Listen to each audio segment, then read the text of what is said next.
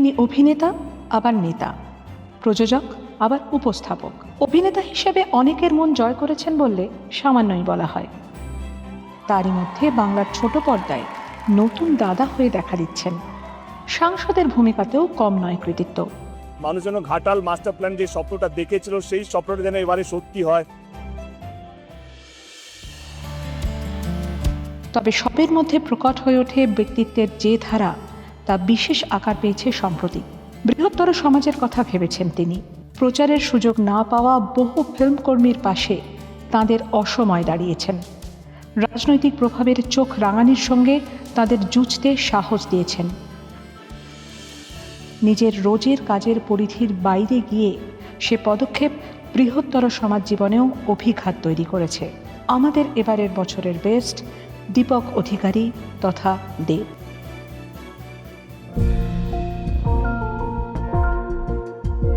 দেবকে মঞ্চে আসতে অনুরোধ করব। দেব মঞ্চে আসুন।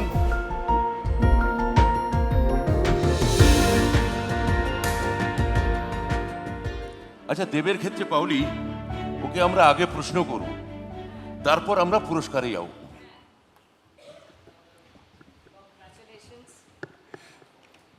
Hello hello. না, দুটো ছোট ছোট প্রশ্ন। Congratulations. Thank you dear, thank you so much.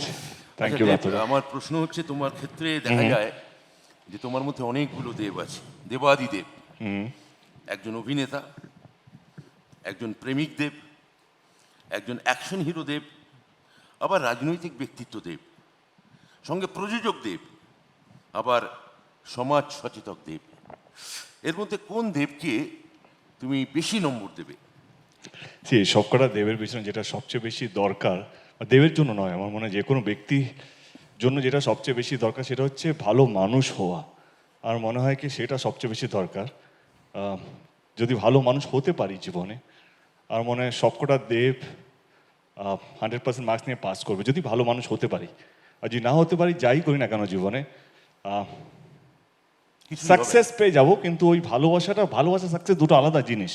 অনেক মানুষ সাকসেসফুল কিন্তু তারা মানুষের ভালোবাসা পায় না, কিন্তু অনেক মানুষ আনসাকসেসফুল কিন্তু মানুষ তাকে অনেক বেশি ভালোবাসে। তো ডিসাইড করতে হবে তুমি গিয়ে হতে চাও। আমি ভালোবাসার মানুষ হতে চাই। বাহ।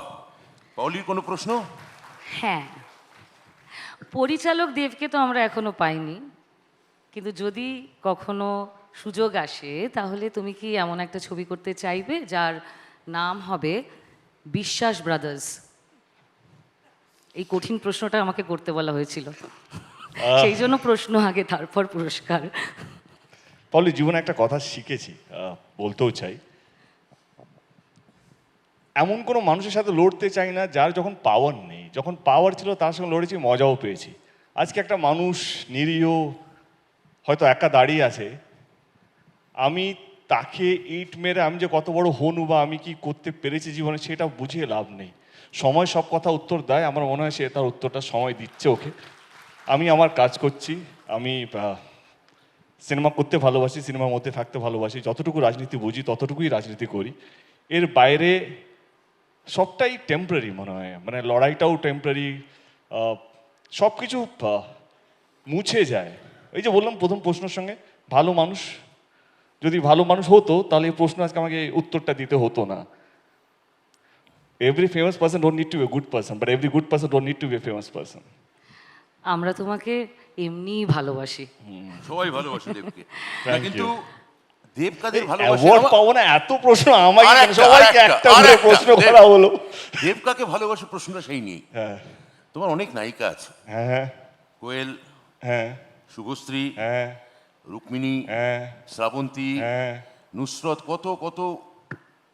আরে কোথায় যাচ্ছ? আচ্ছা ঠিক আছে ঠিক আছে, বলছি। এমনকি আমাদের পাউলিও।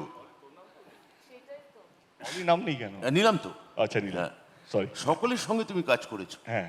এদের মধ্যে সব থেকে তোমার ভালোবাসার বা পছন্দের কে?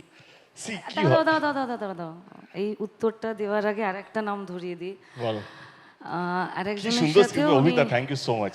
মানে চারটে নাম বলবো, একটা নাম স্পেশাল যেটা আন্ডারলাইন করার জন্য ওর জন্য ছেড়ে দেওয়া হয়েছে। Okay good, please. অ্যাকচুয়ালি আচ্ছা ঠিক আছে, তোমার উত্তর তুমি দাও।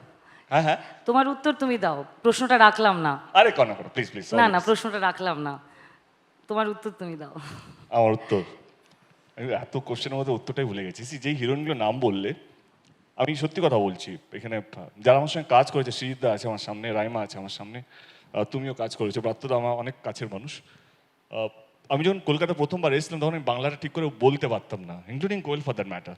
এই প্রত্যেক কটা হিরোইন আমাকে শিখিয়েছে কিভাবে ভালো অভিনয় করতে হয়, কিভাবে নায়ক হতে হয়। কারণ এই হিরোইন যদি না থাকে তাহলে আমি নায়ক হতে পারতাম না, হয়তো যে কোনো একটা চরিত্র হতে হয়ে যেতাম। তো আমার মনে হয় কি অল দিস হিরোইন্স, মানে যারা যারা কাজ করেছে বা আগামী দিন আমার সাথে করবে, they have that contribution in my success. তো তো আমার সাকসেসের পিছনে আমার মিমিও সামনে বসে আছে। তো like everybody has contributed something or the other in my success. একেই বলে নায়িকা সংবাদ। আমি এত এবং নায়ক বাংলা সংবাদ। বুঝলে তাহলে তো হয়েই যেত। আচ্ছা, দেবের হাতে এবার এবার পুরস্কার দেব। পুরস্কার, এবার পুরস্কার না দিয়ে, অবশ্যই পুরস্কার। পুরস্কার না দিয়ে খালি প্রশ্ন করে যাওয়া হচ্ছে।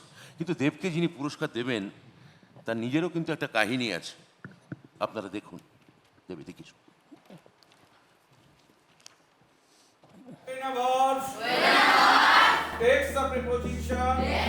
ভাবতেও ভালো লাগে, যখন বুদ্ধিজীবী ও সাংবাদিকেরা পর্যন্ত মাথা নত করেছেন, তখন পশ্চিমবঙ্গে এমন মানুষ আছেন যিনি প্রলোভনের কাছে মাথা নত করেননি। গ্রামের স্কুলের প্রধান শিক্ষক স্কুলের বাড়ি নীল সাদা রং করার জন্য সরকারি অনুদান নিতে অস্বীকার করেন, কারণ অনুদান নিলে স্কুলের রং হতেই হতো নীল সাদা। হাওয়া বদলের পর নতুন সরকারের কোনো প্রস্তাব আসার আগেই তিনি নিজে সরকারকে চিঠি লিখে জানিয়ে দিয়েছেন যে স্কুল বাড়ির রং কি হবে সেটা স্কুলের উপরেই ছেড়ে দেওয়া উচিত। তিনি দক্ষিণ 24 পরগনার মথুরাপুরের কৃষ্ণচন্দ্রপুর হাই স্কুলের সেই প্রধান শিক্ষক চন্দন মাইতি। শ্রী চন্দন মাইতি, আপনি আসুন অনুগ্রহ করে। আর সঙ্গে ডেকে নেব শ্রী শ্রমিক ভট্টাচার্যকে।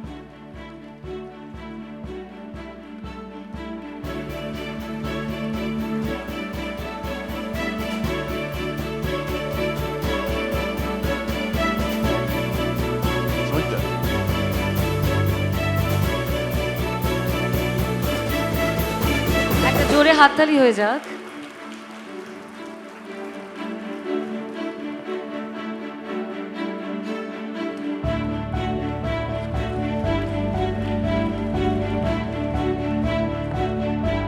ধন্যবাদ চন্দনবাবু এবং শ্রমিকবাবুকে। ধন্যবাদ নমস্কার দেবকেও। শ্রী দেব দীপক অধিকারীকে। থ্যাংক ইউ আজকে এখানে আসার জন্য। আজকে তো সমাজের কাজ করার জন্য পুরস্কার আমি পেলে। তাই দেখলাম অ্যাওয়ার্ডে তাই লেখা আছে। এর আগে পেয়েছো সমাজের কাজে? মানে অভিনেতা দেব তো নিশ্চয়ই কোটি কোটি পুরস্কার পেয়েছে আজকে, মানে আর তার আর কি নতুনত্ব থাকবে?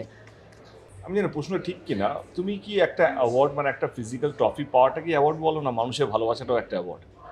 তো আমার কাছে সি দ্য থিং দ্যাট কি নিজেকে অ্যাভেলেবল রাখা, যাদের প্রয়োজন বা যাদের কোনো দরকার পড়ে অ্যাজ এ সাংসদ বা অ্যাজ এ মানুষ হিসেবে, মানে আমি চেষ্টা করি কেউ যেন আমার কাছ থেকে খালি হাতে না যায়। কোনো যদি কোনো রিকোয়েস্ট নিয়ে যদি আসে, যদি আমার মানে আমার এর মধ্যে যদি পড়ে, হয় না, সবটাই তো আমি পারবো না, যতটুকু পারবো আমি কাউকে নিরাশ করে পাঠাই না। তো তাদের কল ব্যাক আসা বা তাদের সেটাও তো একটা অ্যাওয়ার্ড, মানে হয় না কি দাদা এই কাজটা হয়েছে, সুস্থ আছে, বা কারো বই কেনা বা কারো কিছু এখন স্কুলে যাচ্ছে, তো সেটাও একটা কাইন্ড অফ পুরস্কার আমার কাছে। তো আজকে ডেফিনেটলি আনন্দবাজার.com of course it's a very prestigious একটা প্ল্যাটফর্ম, এবং অভিজ্ঞতা যিনি আমি বলবো কি ভারতবর্ষের 2-3 জন যদি নাম হয় পাইনিয়ার অফ সো কল্ড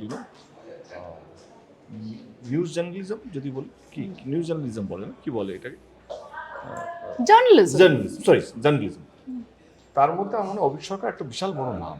এবং অভিজ্ঞতা বা অভিক স্যারের সাথে আমার বহু বছরের সম্পর্ক, এবং অভিজ্ঞতার ডাকে যেটা একটু আগে আমরা আলোচনা করছিলাম শোটা শুরু হওয়ার আগে, ইন্টারভিউটা শুরু হওয়ার আগে, অভিজ্ঞতা আমি শুধু আমার কথা বলবো না, আমার মনে হয় ভারতবর্ষে খুব কম লোকই অভিজ্ঞতার ডাকে আসবে না বলে আমার মনে হয়। উনি অতটাই ভালোবাসার মানুষ বা অতটাই একটা সম্মান কামিয়েছে বলে আমার মনে হয়।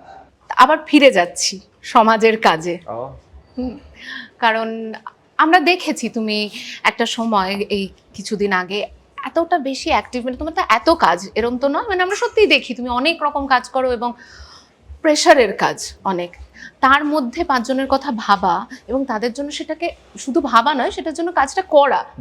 তুমি সামনে গিয়ে দাঁড়িয়ে কাজ করেছো, এরম নয় যে এই এটা করে দে, ওটা করে দে, সেটা করে দে, এরকম না, একদমই করনি।